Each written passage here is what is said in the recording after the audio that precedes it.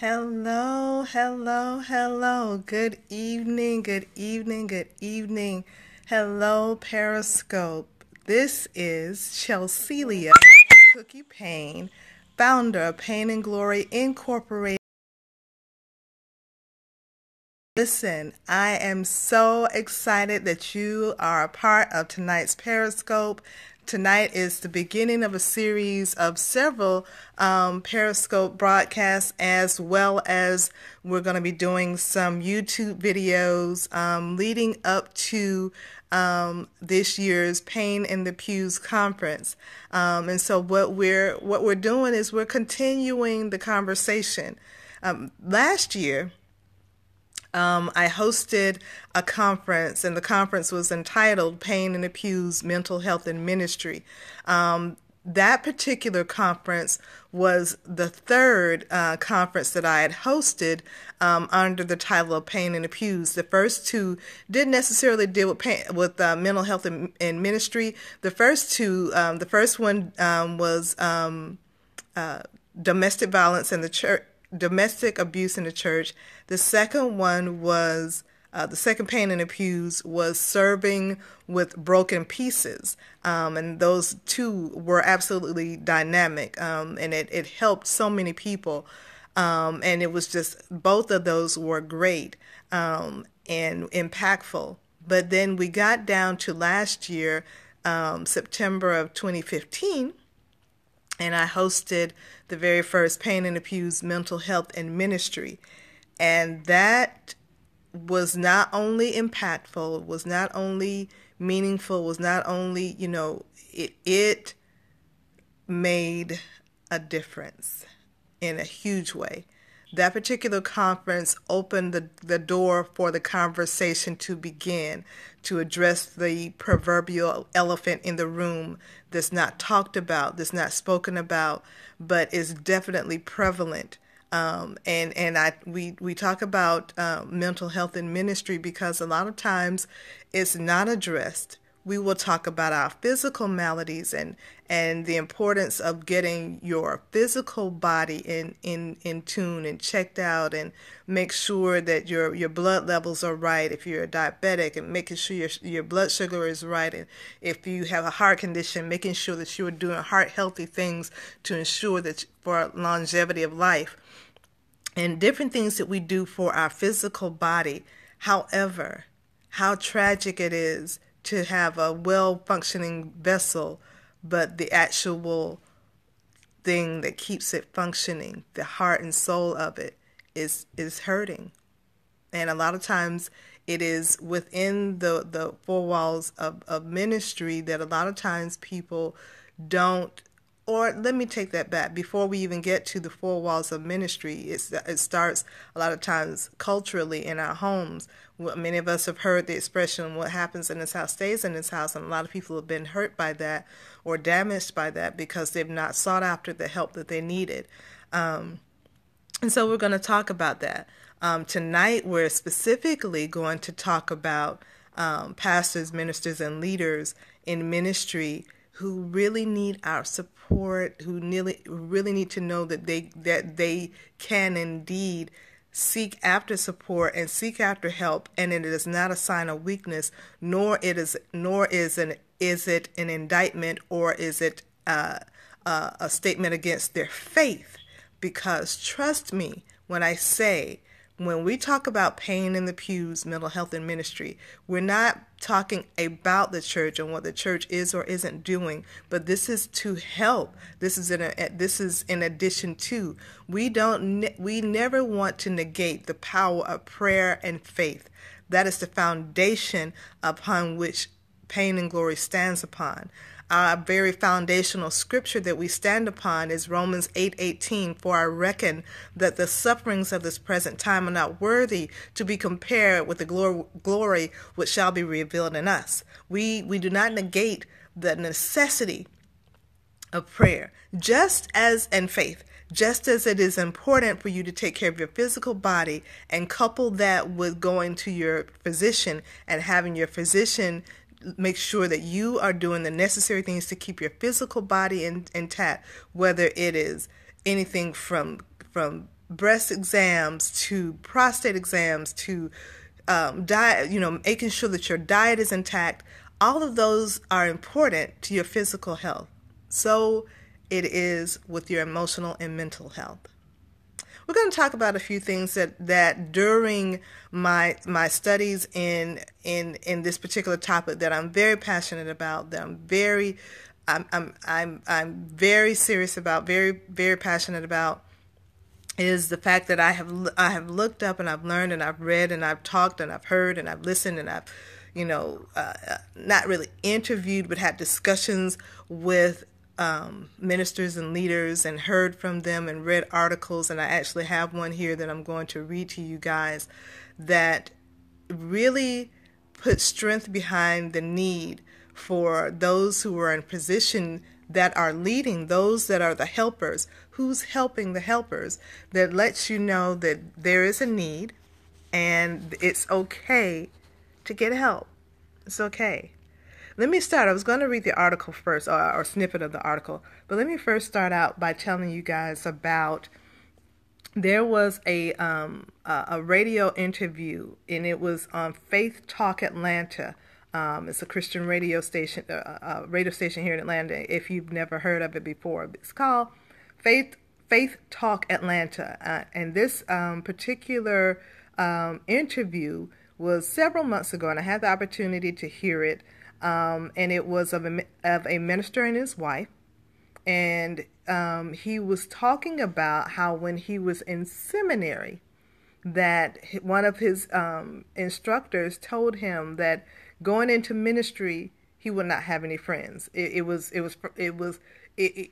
should not have friends. He would not have friends, and if he were to get married, and his wife was on the broadcast as well. At the time, he wasn't married.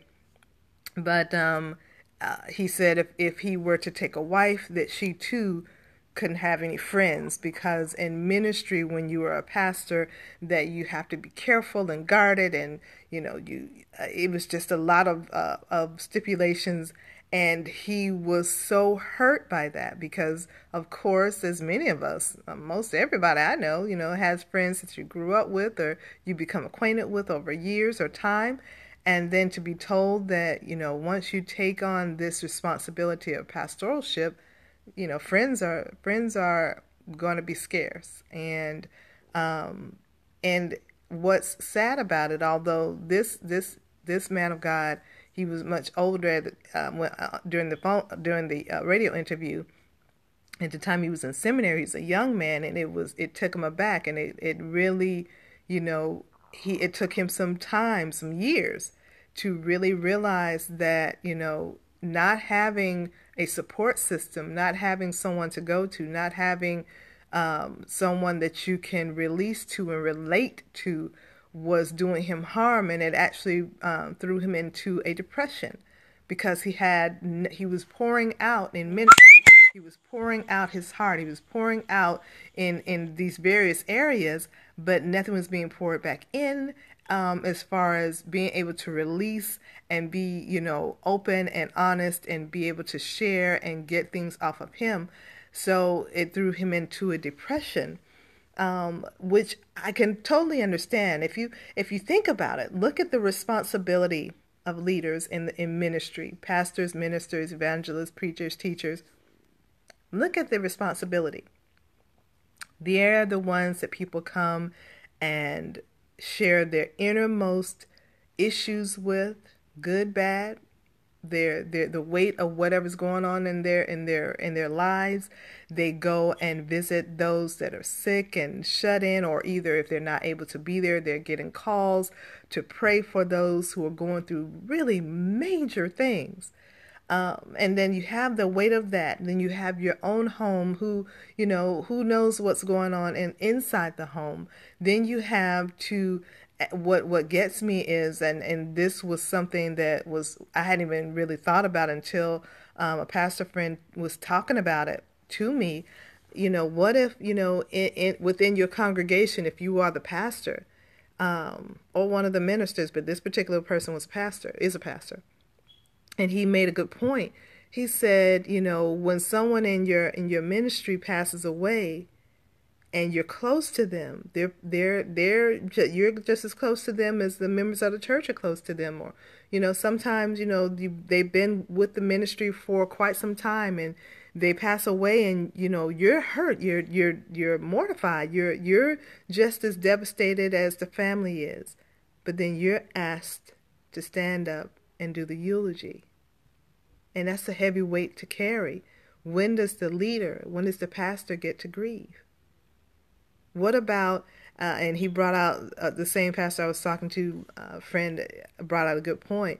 When you're the pastor in a family, and a loved one passes away, who do they call to do the eulogy, to do the service? As if you, as the pastor, don't hurt like others hurt. And it's just, and who do they go to? Who do they go to? Who do they go to? I was reading, this is one of many articles that unfortunately I came across, and I say unfortunately because there were many, and I'm sad to say that it's many, and you'll see why. The title of this article is "Pastor Commits Suicide While Congregation Waits for Him to Preach." How did it get to that point? That on a Sunday morning, this particular man of God, said, "I can't do it anymore." Knowing all that he knows or knew about the Word of God, all that he knew about the plan for his life. So I'm reading the article. I'm not going to read the whole thing. And I get down to a part that talks about, I'm not going to say who the pastor was or anything like that, but the pastor that took his life, nor will I say the name of the pastor who's being interviewed, who was a good friend of his, who was actually a well-known pastor here in Atlanta. The friend, not the man of God who took his life. He was apparently well-known too. I personally didn't know him, but the person being interviewed is a well-known pastor that is right here in Atlanta. And the article talks about how the family or the wife found her husband. And it says here, and like I said, I'm not going to read the whole thing. It says, it's talking about how, he, the man of God who took his life, it says his family revealed that I'm not going to say his name, suffered from manic depression and was on medication. But here's what his friend said, who is another pastor.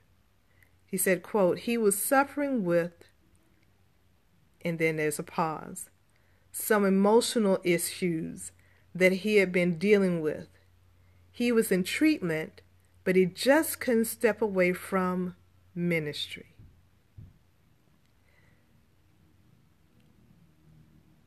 He goes on to say he needed to take a break from ministry, and the way our culture is, the culture forbids that. How much do you share? How much grace do people allow? He explained. He goes on to say, "It's hard to be honest. It's difficult for some preachers to be honest. Every pastor needs a pastor to kind of lead and guide them. But it's hard for us to really find that relationship because often pastors are trying to compete or cremate you. And so it's difficult to find camaraderie." How unfortunate is that there is this preconceived notion that you can't take a break, you can't show weakness, you can't. And here is this family, not only his natural family, this church family and community that is without this. He was a young pastor. He was just over 40. And we look at these, and these are not the only instances. I can tell you that I have personally talked to quite since the Pain in the Pews event I had in September of last year. I've talked to several people in ministry who have said, they've suffered from depression, they've considered suicide, they've gone through, and they felt alone. They felt alone. And what's now, well, not now, this is nothing new, but the unfortunate act of self-medicating, whatever that may be for an individual, whether it be alcohol or prescription drugs or lifestyles that are secret, to self-medicate from the pain. There are people in ministry who suffer from post-traumatic stress disorder. And you hear that oftentimes when you're talking about soldiers, but it goes farther than just soldiers. There are people who have suffered things in their childhood that they never recovered from, and people just take it as a personality defect if they just fly off the handle for the drop of a hat, or they become somber and to themselves for what appears to be no apparent reason, or you never know who you're going to see from day to day, if they're going to be in a good mood or a bad mood. And it's because many times they have undiagnosed PTSD. In other cases, there are imbalances that they've never sought after medical treatment because of certain diets that people have that trigger different endorphins that are in the brain that causes their personality to change. But no one looks into that. There are people who just really, really need to talk to a professional. Because keep in mind, let's be honest and understand, just because a person is a pastor, a minister, evangelist, a preacher, a teacher, does not necessarily mean they are equipped to deal with matters of emotional and mental issues. Absolutely, they can pray with you, give you scripture. As a matter of fact, I have here beside me, there are several scriptures in the Bible that if you Google literally scriptures about mental health, you'll come up with several. But just as a minister, preacher, teacher, evangelist, prophet cannot treat your physical ailment, they can pray for you, believe God with you, have faith, lay hands on you, and believe by faith that you will be made whole. And trust me, God can and will. But I'm certain that they would also advise, if you have a heart condition, any kind of physical ailment, go and see your physician, as it is or as it should be with your mental and emotional health.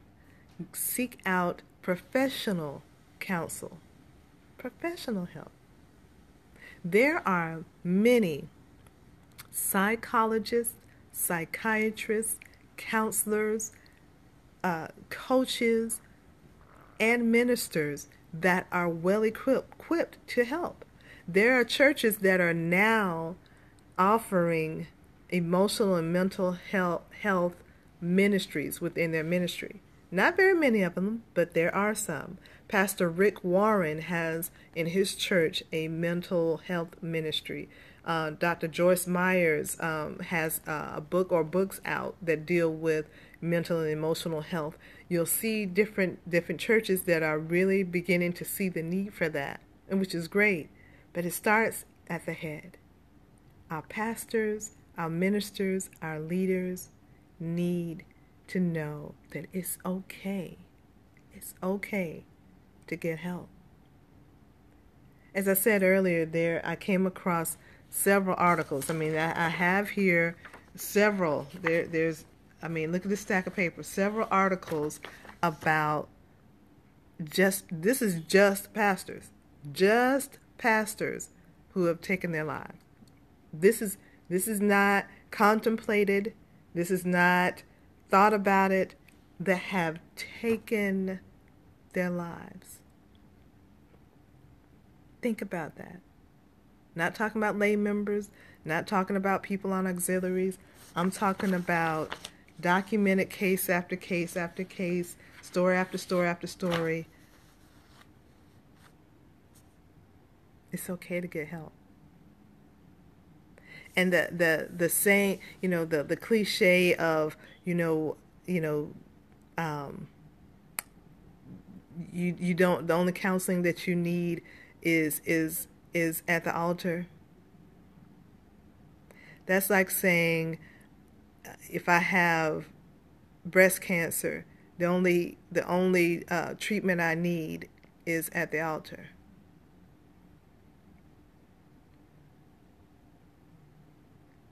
Not so.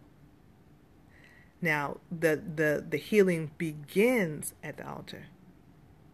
Your faith, coupled with you doing what is necessary to be healed, that is important.